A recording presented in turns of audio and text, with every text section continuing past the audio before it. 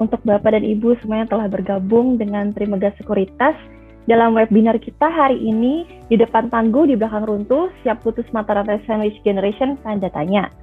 Jadi untuk hari ini itu webinar kerjasama dari Trimegah Sekuritas dengan Kementerian Keuangan.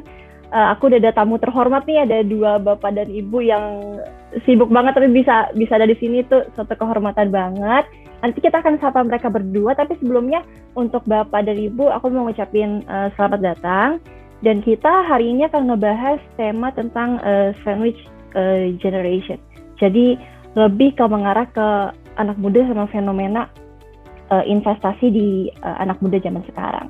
Kalau kita cari-cari temanya nih teman-teman, sebenarnya saya juga agak deg-degan sih waktu kita mau bawa tema ini, karena relate gaya, tapi ternyata angkanya juga banyak nih yang dibilang sandwich generation ini. Jadi kan ibaratnya burger itu sebuah generasi yang ada tanggung jawab sama orang tua mereka yang lebih tua, tapi juga punya tanggung jawab sama generasi di bawah mereka.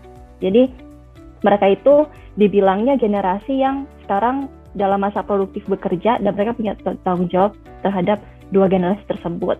Dan faktanya nih Bapak dan Ibu, kita kan sebagai terkadang orang yang lagi masa produktif itu punya mimpi untuk pengen beli rumah, pengen nyicil rumah, terus pengen nanti hari tuanya dia bebas khawatir. Terus ada lagi mau sekolahin anak-anak, tapi gimana sih caranya untuk planningnya mereka ke depan, ada banyak kekhawatiran di sana. Jadi kita pilih gimana sih untuk membawa tema ini, siapa tahu nanti kita bisa sharing dan temuin hal-hal yang baru dari narasumber kita hari ini. Oke, mulai aja nih. Aku mau sapa kedua narasumber kita. Hari ini Bapak dan Ibu ada Pak Fahrul Fulvian. Beliau adalah Chief Economist and Head of Fixed Income Research Trimegah Sekuritas. Beliau ini siapa? Dia pakar ekonomi. Terus yang saya hormatin banget, beliau pinter sekali. Kalau mau sharing ke kita juga nggak pernah nggak pernah membatasi ilmu. Dia sharing ke semua umur itu masuk, dan juga beliau sering muncul di berita-berita nasional untuk dimintain pendapat tentang ekonomi di CNBC Indonesia contohnya. Pak Fahrul ini dulu di FE ekonominya UI ya Pak ya? Iya. Iya, nah ini suaranya udah ketahuan. Ini dia Pak Fahrul. Terus ada juga di sini yang telah bergabung bersama kita Ibu Novia dari Kementerian Keuangan. Untuk title-nya agak panjang nih, Bapak dan Ibu. Beliau adalah analis pelaksanaan transaksi 1 junior pada seksi pelaksanaan transaksi surat utang negara dan derivatif Kementerian Keuangan Republik Indonesia. Selamat sore Bu Novia. Selamat sore Mbak Gloria. Ya, nyapanya saking tegangnya sampai sampai speechless saya. Beliau ini tadi saya sempat tanya sih Bu, saya mau bilang ke mereka nanti Ibu pekerjaannya di JPPR kayak apa ya Bu? Katanya Bu Novia tuh sering banget menangani tentang kegiatan lelang surat utang negara ya Bu ya, baik domestik maupun valuta asing. Aku mau ini dulu kali ya dari Pak Fahrul, sekarang lagi sibuk apa Pak? Ya, sekarang mungkin kebanyakan itu lagi sibuk itu ngasih update ke berbagai macam investor ya. Karena sama yang kita ketahui itu prospek investasi kita makin membaik. Soon penjualannya terus bagus, terus juga sahamnya naik terus. Ya kira-kira kita lagi banyak yang melakukan review juga. Dan berkesempatan kali ini kita juga udah mulai cerita bagaimana pandangan kita untuk investasi di tahun 2022. Karena udah tinggal 2 bulan lagi ya Mbak ya untuk tahun 2021 ya. Betul, proyeksi ke depannya ya Pak. Jadi nanti mungkin Pak Fahrul bisa kasih kisi-kisi juga nih Pak, market update sedikit pas selesai kita membahas tentang sandwich generation. Untuk Bu Novia gimana nih Bu? Kesibukannya apa Bu? Kerjanya sehari-hari? Biar kita kenalan dulu Bu sebelum masuk ke itu. Oke, tadi kalau disebutkan di jabatannya memang mentionnya junior ya. Padahal kalau dari umur banyak yang protes nih, nggak usah so junior gitu ya. Kalau berdasarkan umur. Kalau kebetulan di transaksi 1 ini yang menangani terkait lelang sun gitu ya. Kalau misalkan yang non lelang itu nanti kita di bagian settlement-nya. Kalau untuk data juga data-data lelang sun kita di transaksi 1 juga. Dan kebetulan kalau di hari ini dibarengin dengan Mas Fahrul, ya udah nggak asing lagi nih Mas Fahrul di Kementerian Keuangan, karena kalau misalkan butuh market update atau apa yang direcokin juga seringnya sih Mas Fahrul. Bahkan terakhir ada event juga yang diundang Mas Fahrul yang kemarin event. Iya, kalau saya baru kemarin kita ketemu Mbak Novia ya. Iya betul. Mantap. Ini Bapak Ibu, sebelum kita masuk, aku mau share sedikit data nih dari Badan Pusat Statistik tentang tema kita kali ini. Itu dibilang ternyata faktanya itu sumber pembiayaan rumah tangga lansia terbesar berasal dari anggota keluarga mereka yang masih bekerja. Itu surveinya membuktikan ada sekitar 77,82% loh. Sisanya itu 14% dari kiriman dari uang dari saudara atau hasil penjualan apa, dan 6,46% itu dari dana pensiun. 0,76%-nya justru dari investasi.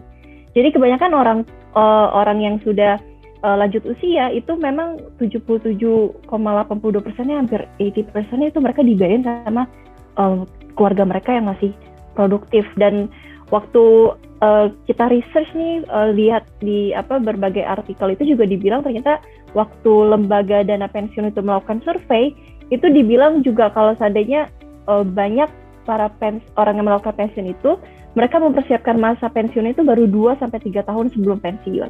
Itu gimana nih kita, kalau dari pandangan Pak Fahrul sama dari Bu Novia, gimana caranya supaya investasinya itu nggak terlambat gitu loh? Karena angkanya tadi kecil sekali, 0,76%. Kalau dibilang terlambat atau tidak, sebenarnya untuk investasi tidak ada kata terlambat ya, mau mulai, tapi baiknya dimulai dari sekarang. Oleh itu nanti dibahas, kita nanti bahas sharing sebenarnya tujuan pemerintah ini apa ya dengan menerbitkan instrumen investasi itu tadi.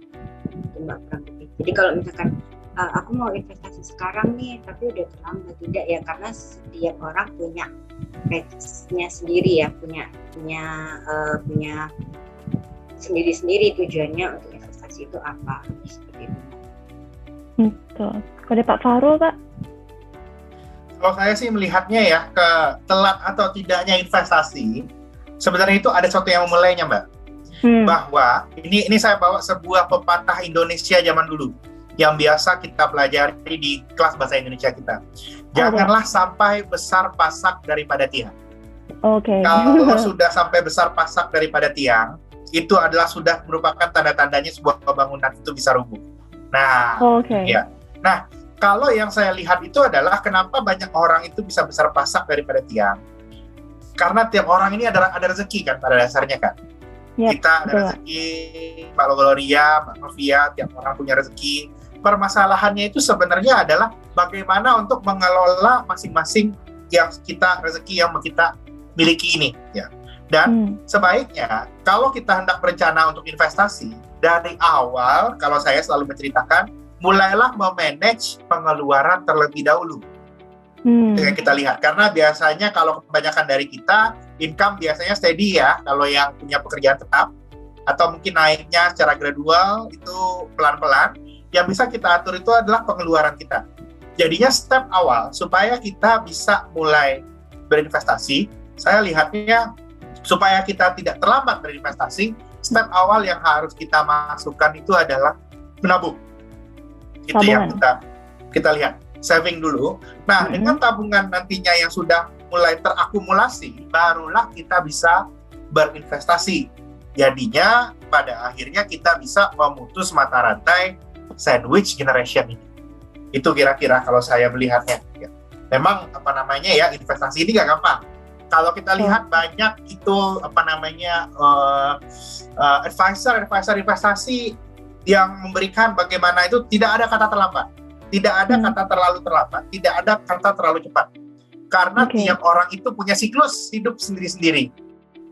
Mbak Gloria, Ibu Novia, kan ada orang yang mungkin umur 22 sudah kerja, ada yang baru kerja umur 25, 26, ada yang sempat dulu sekolahnya lama gitu karena pintar banget kan, sampai dokter umur 30 baru bekerja, baru berpenghasilan di umur 30 tahun, juga ada yang seperti itu. Nah, pada dasarnya saya melihatnya supaya kita bisa memutus mata rantai dari sandwich generation ini, mulailah kita punya planning di diri kita masing-masing. Kira-kira seperti itu, Mbak. Oke, itu menarik sih tadi dibilang emang umurnya itu nggak ada yang terlambat. Tapi kalau Pak Farul sama Bu Novia sendiri punya ini nggak sih pengalaman atau mungkin ngerasa relate, oh saya bagian dari sandwich generation atau saya kenal sama orang yang memang bagian dari sandwich generation. Kalau dari Bu Novia, Bu? Waktu tim Trimegah kasih info terkait temanya sandwich generation, langsung dalam hati itu seperti relate banget karena saya bagian dari sandwich generation. Oleh karena itu, karena punya pengalaman itu, otomatis kan kita juga ke depan inginnya anak kita tidak menjadi sandwich generation seperti itu ya. Kalau pribadi saya lihat dari orang tua saya atau beberapa orang tua di masa dulu itu investasinya itu ke anak gitu. Jadi mereka memang menganggap anak itu sebagai investasi. Jadi bukan di-prepare ke, misalkan kalau sekarang banyak instrumen investasi, tapi kalau orang dulu itu menganggap anak sebagai investasi dengan harapannya kalau nanti anaknya sukses, jadi mereka bisa memetik hasilnya dari investasi dalam tanda petik di anak itu tadi. Tapi kan sebenarnya bukan seperti itu ya. Jadi dengan harapannya anak ditumbuh dengan baik di masa depan ya untuk mereka sendiri, untuk kesuksesan mereka sendiri, bukan bagian dari investasi orang tua tadi. Oleh karena itu, karena memiliki pengalaman yang seperti itu, otomatis generasi kita ini harus lebih aware tentang investasi untuk ke depan. Harapannya seperti yang diharapkan, memutus mata rantai sandwich generation itu dimulainya dari siapa. Kita nggak perlu menunjuk orang lain, kamu harus memutus sandwich generation, enggak, tapi kita dimulai dari kita sendiri. Untung kalau sekarang kita bukan bagian dari sandwich generation seperti itu. Cuma sandwich generation sendiri jangan dianggap sesuatu yang buruk ya, dalam artian terpaksa nih jadi sandwich generation, tidak, karena kita juga misalkan untuk orang tua gitu kan ada sisi lain selain nominal ya, selain angka, selain uang, tapi kita juga ada sisi sosialnya. Kalau siapa sih anak atau ya tidak ingin memberikan sebagian penghasilan untuk orang tua, tapi besarnya kan disesuaikan juga penghasilan kita berapa. Jangan sampai yang tadi dikatakan Mas Fahrul, besar pasak daripada tiang, apalagi demi kita menghidupi orang tua atau saudara, jatuhnya kita malah seperti terseok-seok gitu. Untuk diri sendiri aja susah, apalagi harus mikir orang tua dan anggota keluarga lain, seperti itu, Mbak. Betul. Tapi gini nih, Pak Farul, Bu Novia, terkadang tuh yang bikin kita susah nabung itu juga rising prices sih. Misalnya kemarin newsnya itu nggak cuma di Indonesia ya, tapi di seluruh dunia harga properti itu melonjaknya parah. Bahkan dibilangnya Denpasar, Jakarta, sama satu lagi Bandung itu harganya udah termasuk dari top cities yang untuk pembelian rumah itu susah. Jadi itu akan membuat si generasi sandwich ini makin sulit untuk dia bermimpi misalnya dia punya properti dan lain-lain. Dan kalau dia mau mulai investasi itu pasti semuanya ada ketakutan kan ya. Ada ketakutan, misalnya kayak inflasi yang lebih ke ekonomi nih. Mungkin dari Pak Fahrul, misalnya kita udah nabung 100 juta misalnya nih Pak Bu, terus 40 tahun sampai 50 tahun lagi tuh value-nya itu nggak akan sama toh, pasti karena akan tergerus dengan inflasi. Itu kalau kita mau lihat gimana sih sebagai orang yang baru mau mulai untuk menabung, melihat apa aja yang harus dia perhatiin, harus masuk di watch list-nya dia untuk dia nabung, misalnya kayak inflasi dan lain-lain. Kalau kita lihat ya memang salah satu tujuan kita investasi itu kan gini, bahwa yang namanya uang itu nilainya turun. Ya. Jarang-jarang banget ada uang nilainya naik. Uang nilainya turun itu yang dinamakan dengan inflasi. Tahun ini kalau saya suka, itu dosen saya dulu di kampus itu suka memberikan penjelasan. Inflasi itu apa? Inflasi itu adalah kalau kamu tadi itu pergi ke pasar, bawa uang satu kantong, bawa belanjaan satu keranjang. Inflasi itu adalah berikutnya datang ke pasar, bawa uang satu keranjang, bawa belanjaannya cuma satu kantong. Itu yang kita lihat. Jadinya nilai uang itu pada dasarnya secara gradual itu terus menurun. Jadinya hal yang harus kita lakukan itu adalah bagaimana uang yang kita miliki ini, mungkin secara spesifik di sini aset ya, uang termasuk aset, tapi uang nilainya turun. Kita harus convert uang ini kepada aset yang lain yang nilainya itu meningkat untuk menghadapi inflasi ini. Karena itu, saya menyarankan kita harus paham dan financially literate. Kita tahu harus investasi di mana supaya kita tidak terjebak dengan kondisi sandwich generation. Coba misalnya dibayangkan teman-teman saya yang dari awal tahun 2011 itu lulus kuliah bersama dengan saya, itu kalau mereka menabung di HSG yang pada waktu itu indeksnya itu masih di 3.000-an. Sekarang di HSG-nya sudah hampir 7.000 ya, 6.500. Paling tidak dalam 10 tahun kekayaan mereka bisa meningkat 2 kali lipat. Karena itu saya sih lebih melihatnya pada kondisi ini ya kita harus menjadi orang yang financially literate. Oke. Menarik. Kalau dari Bu Novia gimana, Bu? Yang terkait dengan, kalau boleh diulang lagi Mbak pertanyaannya? Iya, jadi ini sih Bu, ya kayak ketakutan orang sebelum dia memulai investasi itu apa yang harus dia watch misalnya kayak tadi sepertinya terkait inflasi, terkait apa sih yang bikin anak muda tuh kadang-kadang takut untuk investasi, kan dia pasti takut kehilangan modalnya. Jadi apa yang sarannya Ibu dalam melihat fenomena yang seperti itu? Oke, memang kegagalan dalam memulai investasi itu terlalu ragu, terlalu banyak bertanya-tanya, aman nggak ya mulai dari sekarang? Investasi ini rugi nggak ya? Investasi ini untung tidak ya? Memang benar kita melihat keuntungan kerugian suatu investasi, tapi tidak serta-merta kita hanya terpaku pada itu saja, jadi itu tidak membuat kita bergerak. Oleh karena itu, instrumen investasi kan banyak sekali. Terus kalau rumusnya investasi itu juga kita perlu lihat high risk, high return. Itu disesuaikan juga dengan kemampuan kita. Kita sebagai investor itu berani nggak take risk-nya tinggi, atau kita suka yang aman-aman aja, yang safe. Kita melihat investasinya aman atau minim dari risiko. Tapi perlu dilihat lagi, kalau risknya rendah, otomatis juga returnnya rendah. Tapi kan kita tadi lihat faktor kenyamanan kita, jangan sampai kita ikut-ikutan investasi yang risknya tinggi, tapi kita logikanya tidak bisa tidur gitu, atau kita tiap malam mau tidur mikir ini investasiku besok rugi nggak ya, untung nggak ya, seperti itu. Jadi lebih baik kita sesuaikan dulu tujuan investasi kita apa, lalu kita mulai dengan otomatis mempertimbangkan untung dan ruginya, tapi setidaknya kita harus mulai. Karena itu nanti ada nih instrumen yang memang pemerintah tawarkan untuk meminimalisasi itu gitu, biar menjawab keraguan calon-calon investor tentang investasi yang nominalnya cukup terjangkau dan risikonya bisa dibilang hampir tidak ada, gitu Mbak Gloria. Oke, siap. Pak Farul, Bu Novia, saya sampai lupa tadi mention ke tamu-tamu kita. Kalau kalian punya pertanyaan nih Bapak dan Ibu, bisa untuk ditaruh di kolom Q&A. Ini pertanyaannya lumayan banyak loh di Q&A-nya.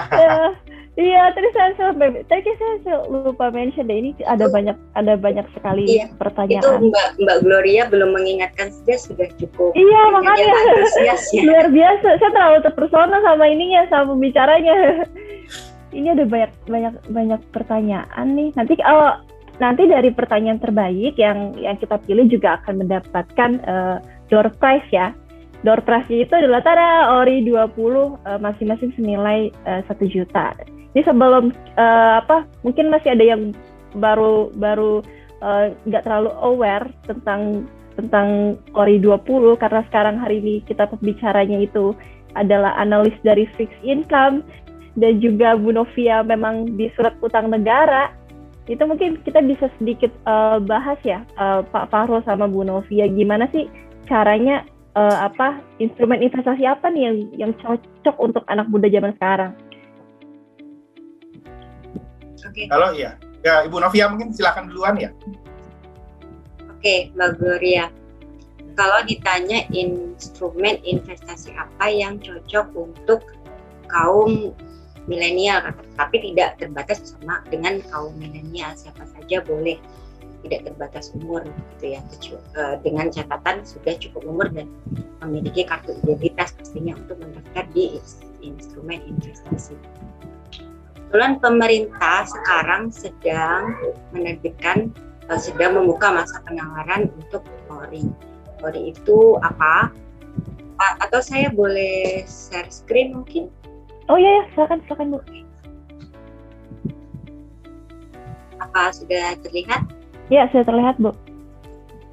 Kita langsung jump in ke ini, instrumen apa itu ORI.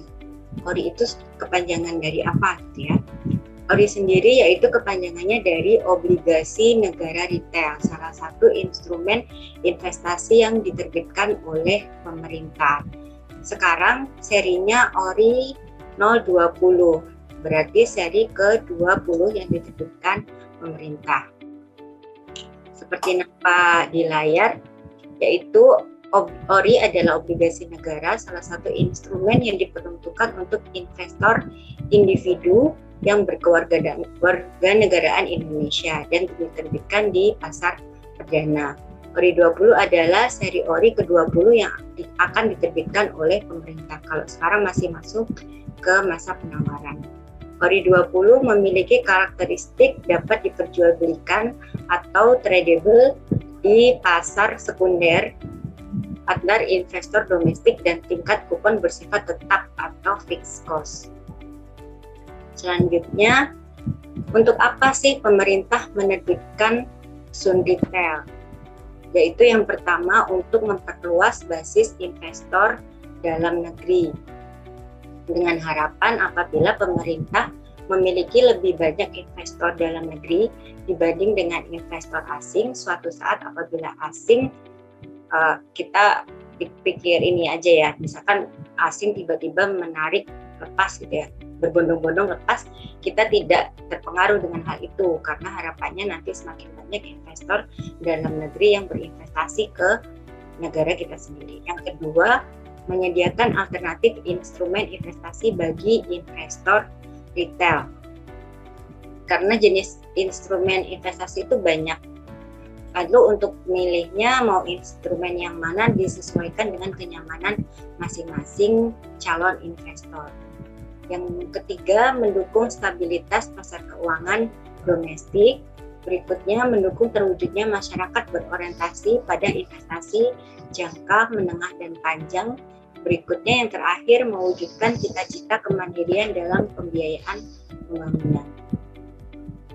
Lalu selanjutnya, seperti pepatah tak kenal maka tak sayang gitu ya. Juga di struktur ORI 20, kita kalau belum tahu apa itu struktur ORI 20 dan bagaimana, kita mungkin nggak tertarik ya, karena nggak tahu apa itu ORI 20. Dilihat dari penerbitnya, ORI 20 ini diterbitkan oleh pemerintah Republik Indonesia.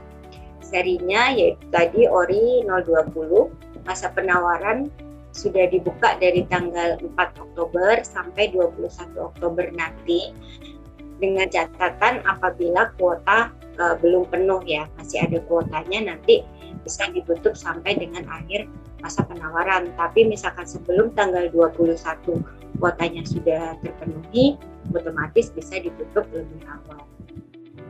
Bentuknya apa? Bentuknya tanpa warkat dan dapat diperdagangkan. Warkat itu jadi untuk ORI sekarang ini bentuknya stripless atau paperless ya. Jadi kalau dulu kan bentuknya masih seperti sertifikat piagam seperti itu. Kalau sekarang bukti kepemilikannya bukan gitu, tapi nanti biasanya dikirim melalui email atau ada yang melalui SMS sebagai bukti kepemilikan. Tanggal penetapan di tanggal 25 Oktober, nanti settlement di tanggal 27. Jatuh temponya nanti di tanggal 15 Oktober 2024. Nilai nominalnya per unit ini sangat terjangkau, mulai dari Rp1.000.000 dan berlaku kelipatannya. Maksimum pemesanan Rp2 miliar. Nah, ini ada yang menarik Mbak Gloria dan teman-teman Trimegah Sekuritas semuanya. Pada penerbitan sebelumnya maksimum pemesanan itu 3 miliar. Jadi pemerintah sekarang menurunkan menjadi 2 miliar dengan catatan semakin banyak investor retail yang mempunyai kesempatan yang sama. Jadi kalau misalkan saya punya dana 3 miliar, jadi kalau saya beli, suami saya beli, orang tua saya beli, otomatis itu kan dimonopoli oleh saya gitu kan, dengan dana yang cukup lumayan besar 3 miliar tadi. Tapi dengan pemerintah menurunkan menjadi 2 miliar, harapannya investor retail yang berinvestasi mulai dari 1 juta dan kelipatannya itu juga memiliki andil yang sama. Kustodiannya ada sub-registry, mitra distribusinya ada bank umum, perusahaan efek khusus, apart vintage, dan perusahaan vintage peer-to-peer lending. Berikutnya, tingkat bunga tetap fixed rate, tingkat kuponnya 4,95% per tahun. Nah, di ORI 20 ini ada namanya minimum holding period. Artinya apa? Nanti ORI 20 ini bisa diperdagangkan setelah 1 kali pembayaran kupon di tanggal 15 Desember 2021. Tanggal kupon pertama tadi sama 15 Desember 2021.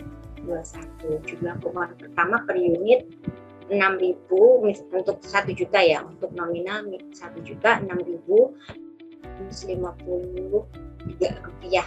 Setelah dipotong dengan pajak kurang lebih 4.125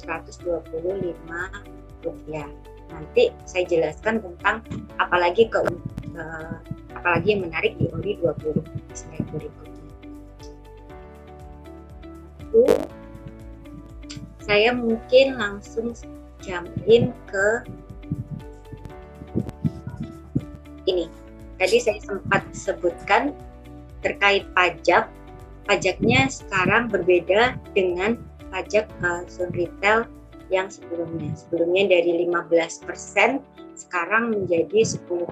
Jadi harapannya investor lebih banyak memiliki keuntungan karena pajaknya lebih kecil, jadi investor lebih untung gitu ya. Lalu ini bagaimana cara pembelian nanti bisa kalau secara umumnya sih mudah ya, seperti awal registrasi yang pasti kita harus memiliki SID atau Single Investor Identification. Ini semacam KTP kalau untuk individu. Lalu pemesanan dilakukan seperti kita melakukan pembelian online, ada verifikasi, kode billing, pembayaran juga dapat dilakukan ke mitra distribusi. Untuk yang sekarang ada 27 mitra distribusi. Nanti kita mendapatkan NTPN, terus nanti ada notifikasi kalau statusnya complete order dan konfirmasi setelah tanggal. Tadi sudah saya jelaskan beberapa SID, Single Investor Identification. Rekeningnya ada rekening dana dan rekening surat berharga. Nah, untuk mitra distribusi totalnya ada 27 mitra distribusi terdiri dari 17 bank, 4 perusahaan efek, salah satunya Trimegah Sekuritas, 3 perusahaan peer-to-peer lending, dan perusahaan fintech apart. Saya harus milih yang mana ya medisnya yang cocok gitu ya, disesuaikan saja dengan kenyamanan. Kalau sekarang dengan Trimegah bisa saja di Trimegah, tapi kalau misalkan lebih nyaman di yang sekarang misalkan sudah memiliki menjadi investor di salah satu medis juga boleh. Tidak ada ketentuan ini lebih baik dari ini, tidak, sesuai kenyamanan masing-masing. Kanal pembayaran ada 89 bank, pos, lembaga persepsi, bisa dibuka lapak, Pos Indonesia, Tokopedia, Finet, dan pajak. Lalu sekilas tentang keuntungan berinvestasi di ORI 20, yang pasti pertama aman karena kupon dan pokok dijamin oleh undang-undang. Yang kedua, menguntungkan. Pon ori dibayarkan setiap bulan, dapat diperdagangkan di pasar sekunder. Pembelian dilakukan kapan saja, mudah diakses karena sifatnya online, terjangkau minimal dari 1 juta dan berlaku kekepatannya. Yang pasti yang terakhir adalah mendukung APBN, karena dengan menjadi investor ori otomatis kita mendukung pembiayaan APBN untuk pembangunan nasional, termasuk di dalamnya untuk pembiayaan dalam rangka penanganan dan pemulihan dampak COVID. Ini tadi sudah saya jelaskan. Nah, kalau untuk risikonya ada 3, yaitu yang pertama risiko gagal bayar, risiko pasar, dan risiko likuiditas. Tapi seperti yang kita tahu, risiko gagal itu apakah negara memiliki kemungkinan risiko gagal bayar ya? Mungkin, namun apabila negara mungkin sudah krisis, sudah kolaps, itu ada risiko gagal bayar. Tapi untuk sekarang Indonesia masih namanya apa, masih pede nih, masih pede. Negara kita masih cukup masih credit worthy ya. kalau bahasa investornya. bahasa Credit worthy. Iya, credit worthy, jadi kita bisa percaya. Iya, masih. Jadi bisa dipastikan untuk sekarang risiko gagal bayar itu tidak ada. Yang kedua, risiko pasar. Mungkin nggak kita menerima risiko pasar mungkin, tapi apabila kita melakukan penjualan ori, misalkan ori kita tidak dijual, otomatis tidak memiliki risiko pasar. Yang ketiga, risiko likuiditas timbul karena sifatnya ori yang non tradable, yang tradable dapat diperdagangkan. Kita diskusi kewajiban membantu penjualan ori di pasar sekunder. Oke, sekilas tentang kuponnya bisa dilihat di layar. Untuk 1 unit telah dipotong 3.713 dan berlaku kelipatan. Ini penjualan di pasar sekunder. Kalau di pasar sekunder nanti ada risiko capital gain, capital loss. Tapi dengan catatan kalau misalkan kita tahu harga di sekunder turun nih, jadi kita bisa hold aja tuh maturity, karena kalau kita hold to maturity kita tidak ada capital loss. Sekilas tentang pergerakan ori. Jadi di pasar sekunder diperdagangkan mulai dari ori 15 sampai ori 19 diperdagangkan pada at premium, harga ori 100% ketika jatuh tempo. Referensi pergerakan ori dapat dilihat juga pada website Bursa Efek, Indonesia Bond Pricing maupun media cetak. Terakhir, sesuai dengan karakteristik OTC, harga real yang terjadi merupakan hasil kesepakatan antara penyelenggaraan. Demikian Mbak Gloria, Mas Agung, dan teman-teman juga. Terima kasih Bu Novi ya, luar biasa itu. Luar biasa sharing tentang orinya Bu. Tadi yang saya notice terima kasih paparannya Bu Novi. Iya, Bu Novi. Kalau misalkan dari sisi marketnya ada yang perlu ditambahkan dari presentasi tadi. Iya, gimana nih Pak Fahrul, kayak untuk konekin tadi yang menarik tuh Pak, dia harganya premium terus ya begitu dijual di pasar sekunder. Iya, tadi karena fenomenanya itu premium terus. Saya melihat bahwa di Indonesia ini kalau kita dalam beberapa tahun terakhir ini membeli ori, memang tren 3 tahun terakhir indeks obligasi negara Republik Indonesia itu outperform stock market in overall. Karena memang dalam beberapa tahun terakhir ini Indonesia lagi berada pada rezim penurunan suku bunga perlahan. Oke. Obligasi kita melihatnya trennya adalah yieldnya akan terus turun dan harganya cenderung meningkat. Itu yang sedang terjadi ya di kondisi saat ini. Apakah ini akan terjadi sampai tahun depan dan lain-lain? Mungkin lama kita ketahui ada sentimen tahun depan kenaikan suku bunga the Fed. Tapi kalau yang kita lihat di sini adalah kita jangan lupa bahwa pada kondisi sekarang ini, sekalipun tingkat suku bunga the Fed itu meningkat, Indonesia itu diuntungkan karena harga komoditasnya lagi tinggi. Jadinya tingkat likuiditas dalam negeri itu akan cenderung cepat berlimpah, dan yang saya lihat kenaikan suku bunga yang bisa terjadi juga di Indonesia di tahun depan akan terjadi dengan magnitudonya yang sangat shallow.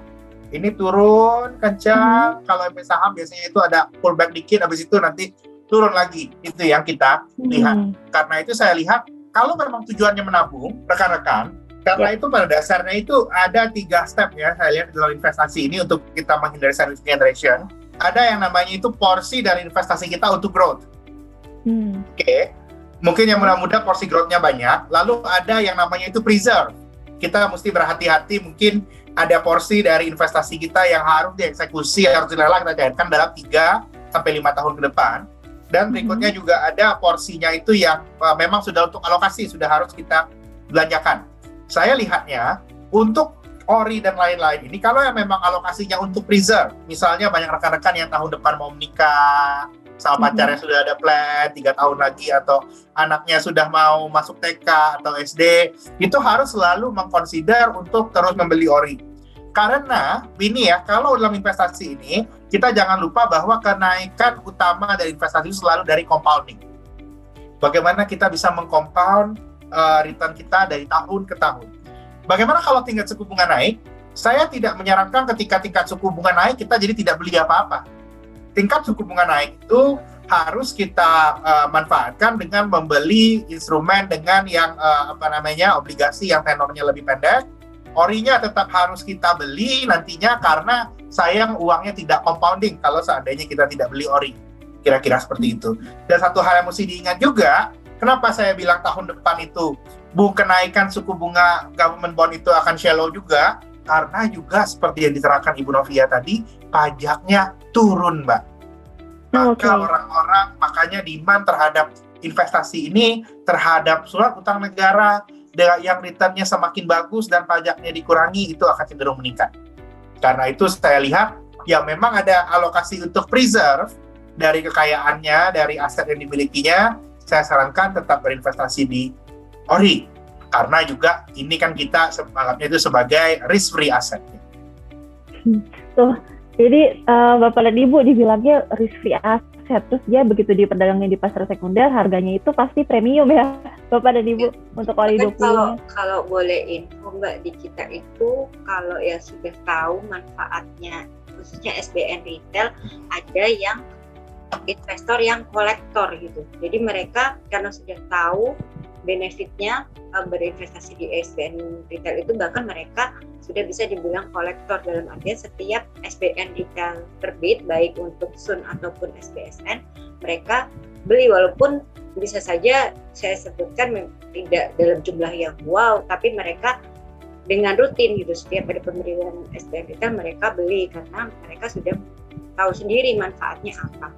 Nah, itu pun juga sebenarnya saya pribadi ingin ya jadi pembeli, tapi kan ada aturan untuk di JPPR khususnya tidak boleh melakukan pembelian SBN retail, tapi untuk pasangan atau keluarga itu sebenarnya boleh. Tapi kadang juga ingin ya berandai-andai punya SBN retail atas nama sendiri gitu.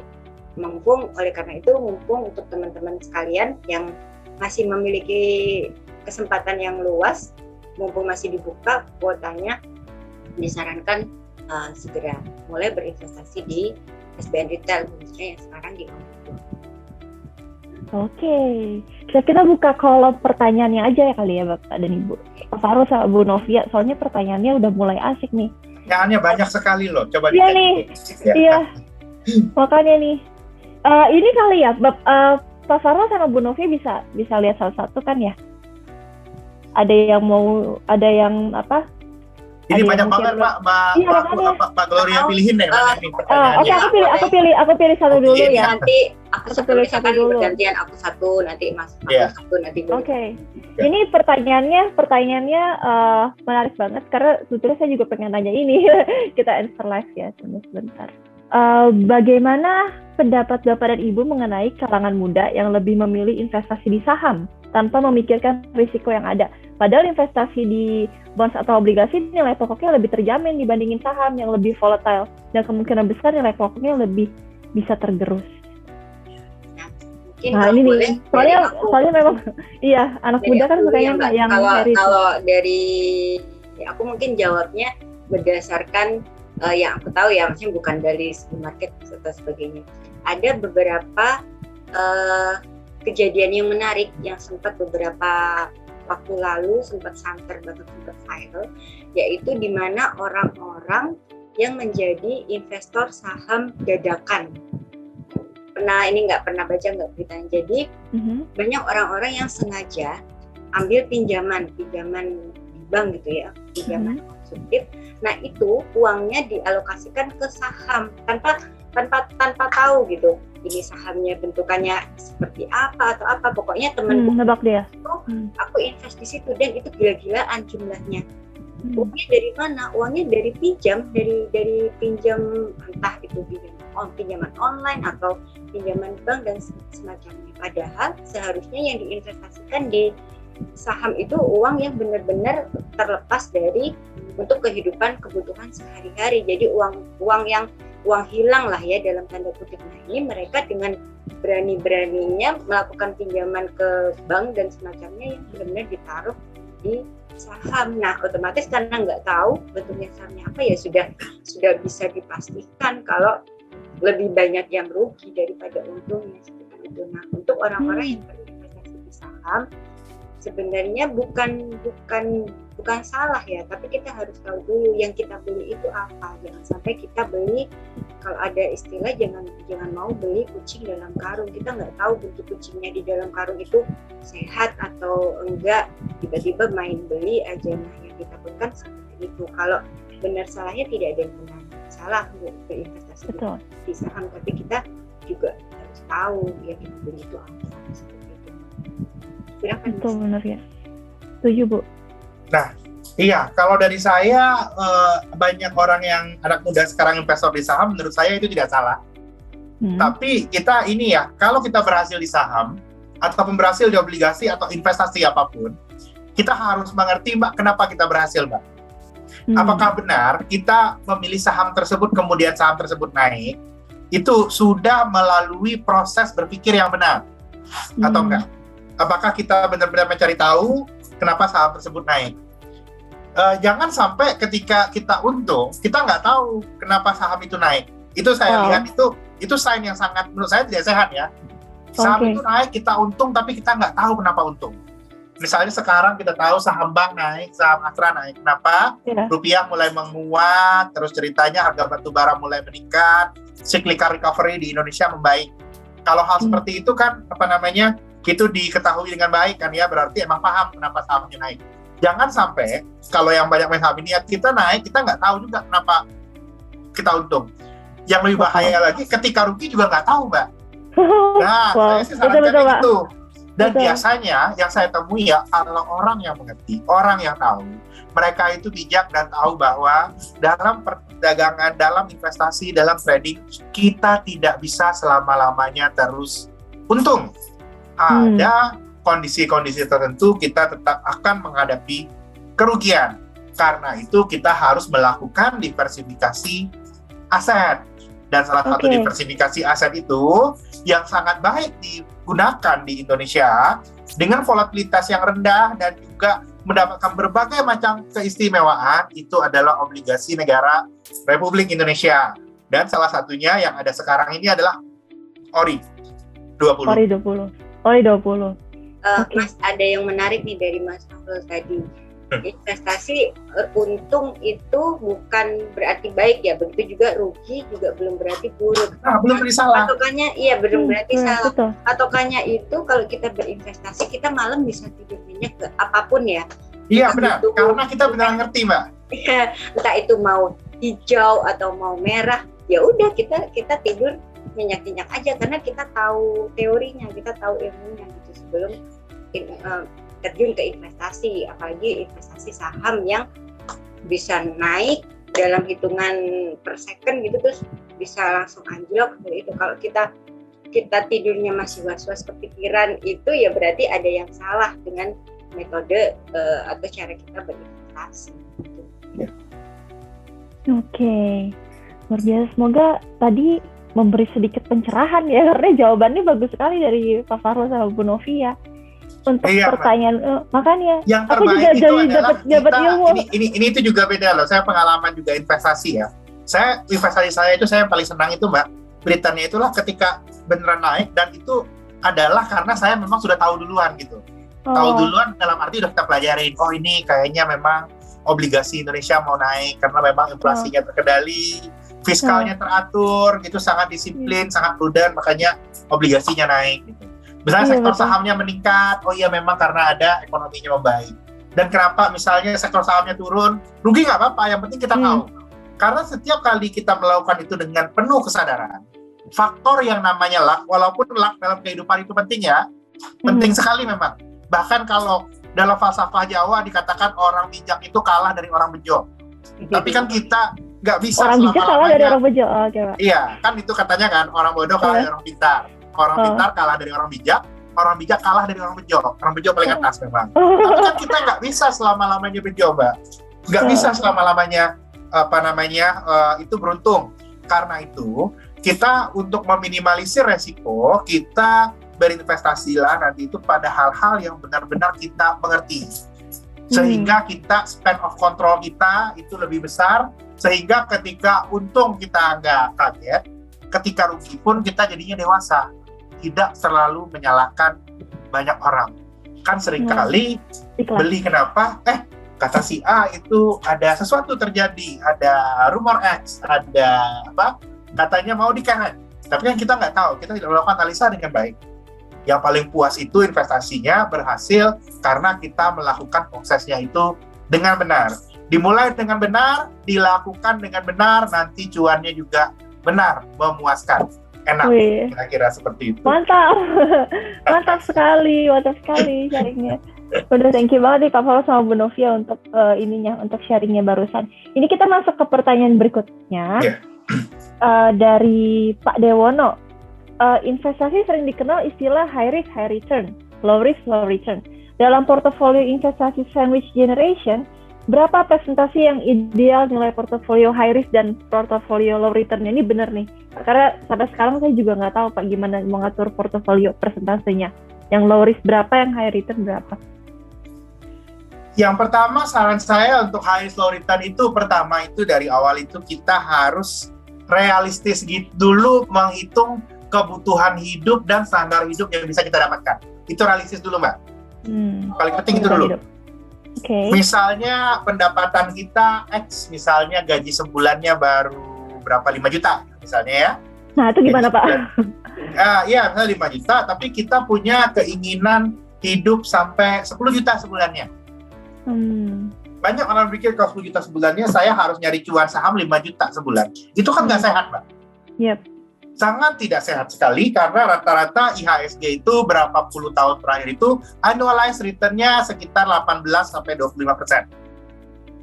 Tahun loh. Maaf Pak, annualized return itu apa Pak? Mungkin ada yang rata-rata tahunan. Oke. Rata-rata per tahun sekitar 18-25%. Jadinya satu hal yang kita lihat itu adalah yang saya contohkan tadi, kita mesti punya set target yang realistis. Target yang realistis itu kita lihat kapasitas kita. Kita kan punya kehidupan sehari-hari.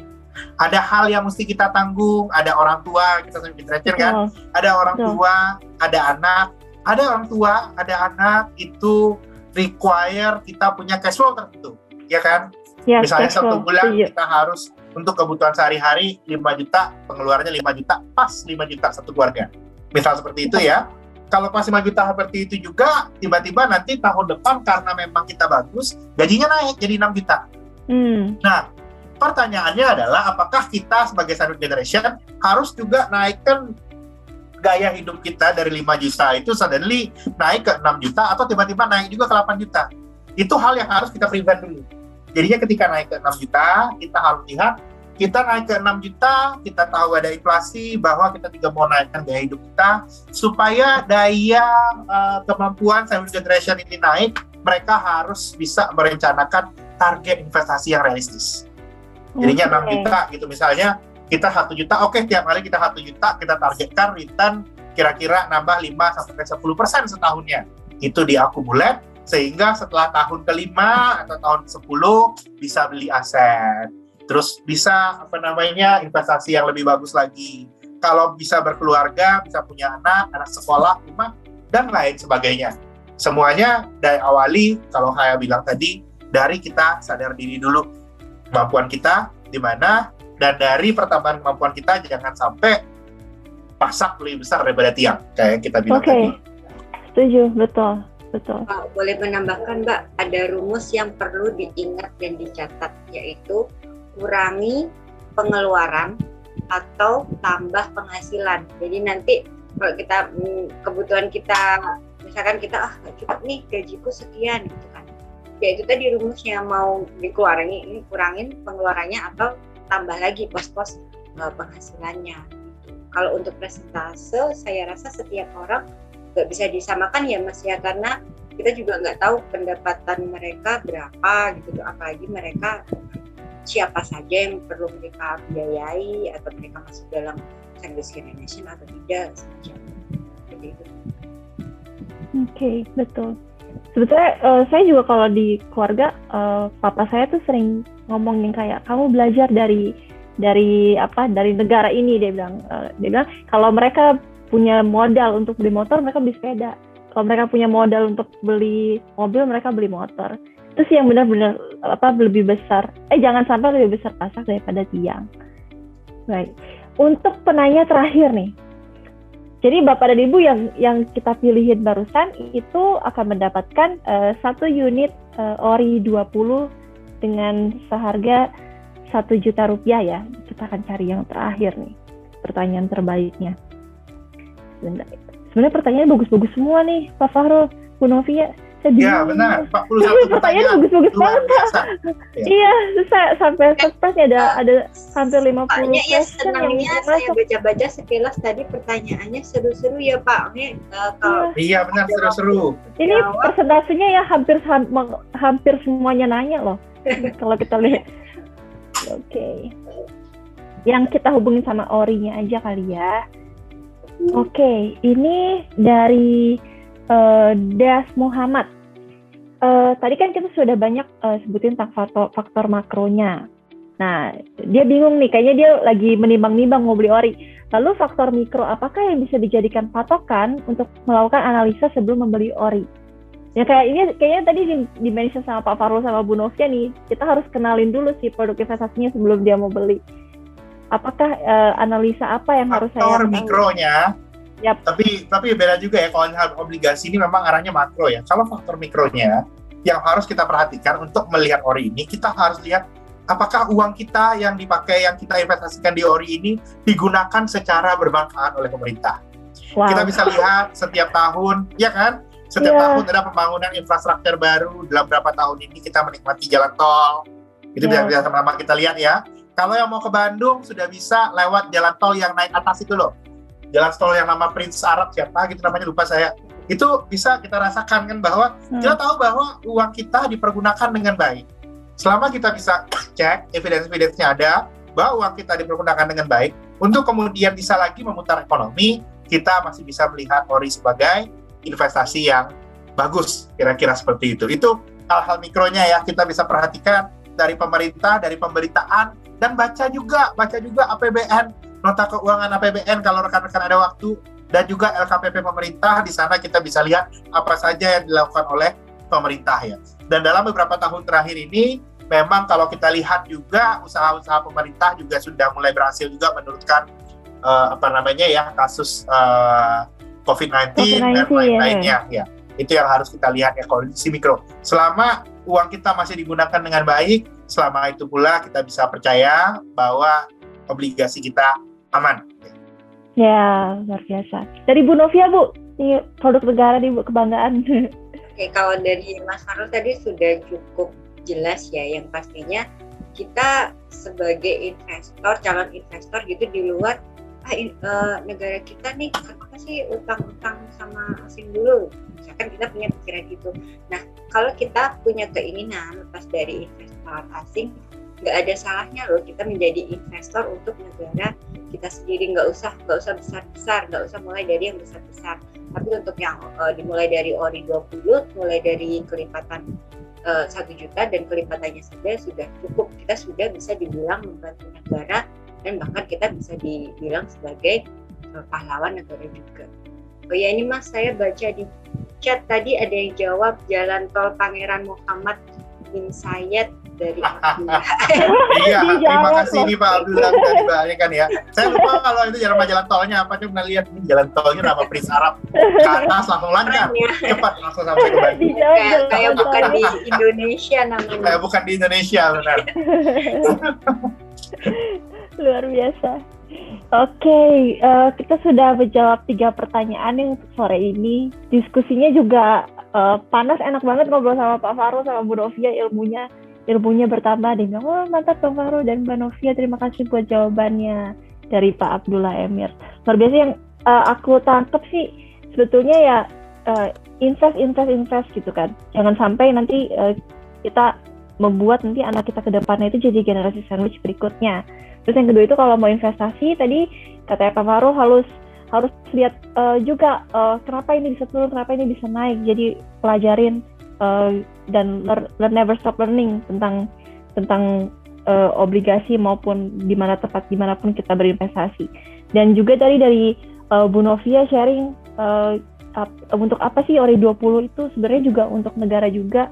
Jadi di awal-awal Ibu mention pemerintah itu lagi giatin semoga nanti kedepannya investor atau uang negara itu banyak dipegang sama orang lokal atau orang domestik daripada dipegang sama foreigners. Itu good point sih Bu.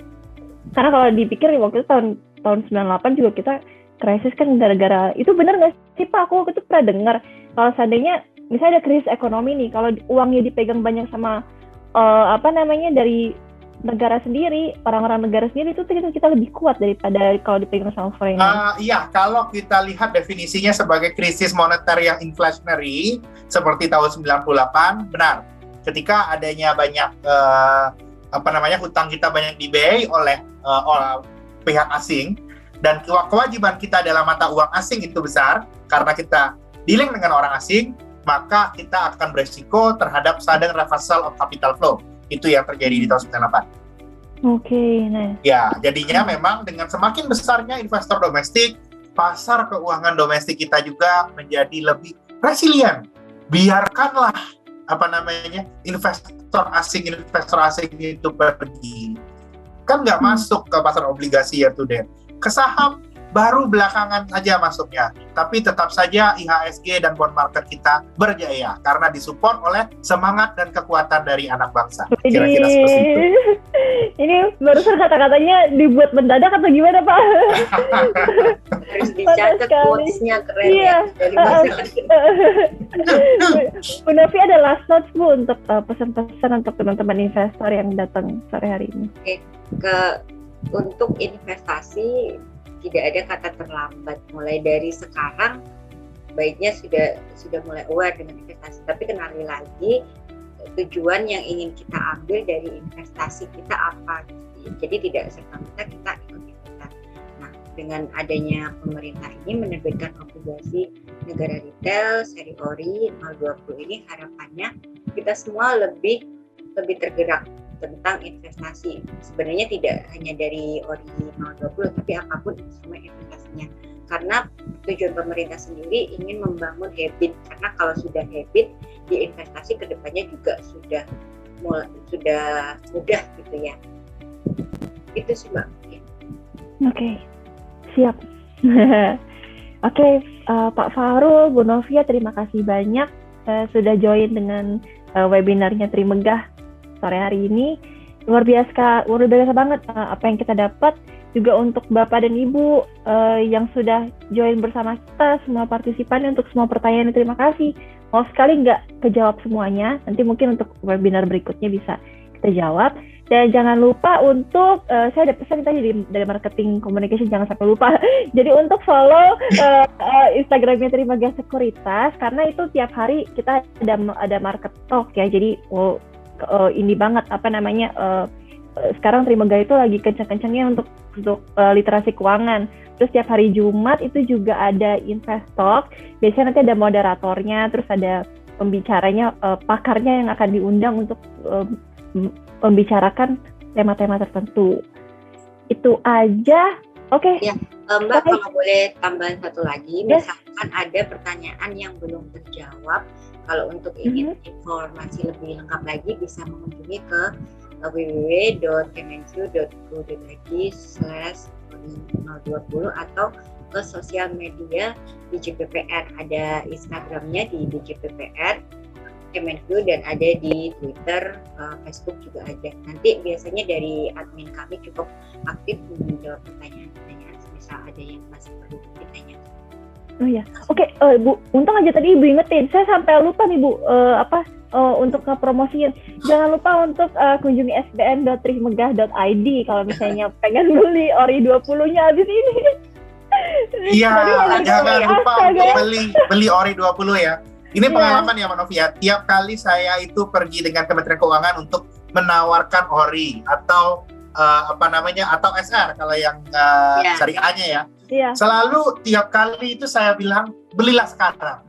Karena ketika saya dan Mbak Novia datang lagi pada rekan-rekan semuanya untuk menawarkan ori, insya Allah bunganya udah lebih rendah lagi. Itu terus terjadi. Nah, makanya, yang ini ada lagi yang menarik kalau saya nambahin sedikit. Jadi banyak yang menunggu Mas. Jadi menunggu nanti pembukaan masih lama. Nah begitu udah ingin habis. Nah itu biasanya di sosmed kami, kok mau beli udah habis, gimana sih pemerintah ini. Tapi kan kita juga punya kuota ya, batas kuota, jadi kita buka terus. Kalau udah cukup ya udah. Nah, oleh karena itu dari nunggu udah ini nanti kalau bisa sekarang ya, sebelum ditutup ini udah langsung untuk melakukan pembelian. Iya. Ibu tapi belum ditutup juga. Ini kan singkat banget ya Bu. Kan biasanya kita lebih panjang tuh masa pembukaan. Iya, justru singkat sekali. Iya, maksimalnya udah diturunin. Makanya ini mulai berbondong-bondong beli aja langsung sebelum habis masa kuotanya. Sebelum kuotanya habis. Ya. Belanja akhir tahun, belanja obligasi. Iya, keren kan, Mbak? Iya. Betul. Oke deh. Siap. Oke. Siap. Ya, terima kasih semuanya. Oke, makasih semuanya. Sudah join sore hari ini. Terima kasih, sampai ketemu lagi. Selamat berakhir pekan. Oh iya, happy weekend. Thank you banget. Oke, makasih. Makasih semuanya. Ya, makasih.